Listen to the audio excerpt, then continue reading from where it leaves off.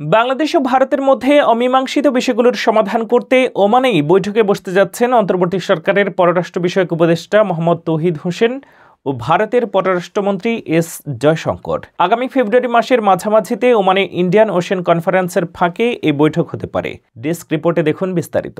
ওমানে বাংলাদেশি মালিকানাধীন Gulf exchange দিচ্ছে সেরা রেট। দেশে প্রিয়জনের কাছে টাকা পাঠাতে আজই যোগাযোগ করুন আপনার নিকটস্থ গালফ এক্সচেঞ্জে। গালফ এক্সচেঞ্জ, বাংলাদেশিদের প্রিয় এক্সচেঞ্জ। বাংলাদেশ ও ভারতের মধ্যে অমীমাংসিত বিষয়গুলোর সমাধান করতে ওমানেই বৈঠকে বসতে যাচ্ছেন অন্তর্বর্তী সরকারের পররাষ্ট্র বিষয়ক উপদেষ্টা মোহাম্মদ তৌহিদ হোসেন ও ভারতের পররাষ্ট্রমন্ত্রী এস জয়শঙ্কর। আগামী ফেব্রুয়ারি মাসের মাঝামাঝিতে ওমানে ইন্ডিয়ান ওশেন কনফারেন্সের ফাঁকে এ বৈঠক হতে পারে। স্থানীয় এক কূটনীতিক এ তথ্য জানিয়েছেন। তিনি জানান, আগামী 16-17 ফেব্রুয়ারি ওমানে ইন্ডিয়ান ওশেন কনফারেন্স হবে। এটি 8ম কনফারেন্স। সেখানে দু দেশের বাংলাদেশ ভারত পররাষ্ট্রমন্ত্রীরা যোগ দেবেন। কনফারেন্সের ফাঁকে দুই পররাষ্ট্রমন্ত্রী বৈঠকে বসতে পারেন।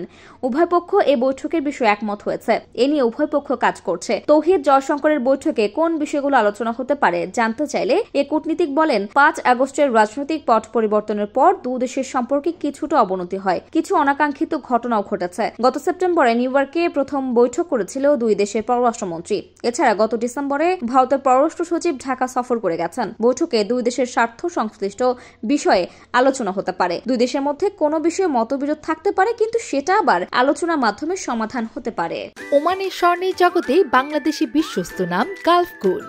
সাশ্রয়ী মূল্যে স্বর্ণ কিনতে এক্ষুনি চলে আসুন ওমানের রাজধানী মাস্কাট টুই গালফ গোল্ডের আমাদের যে কোনো শাখায়, অথবা যোগাযোগ করুন স্ক্রিনে দেওয়া নম্বরে।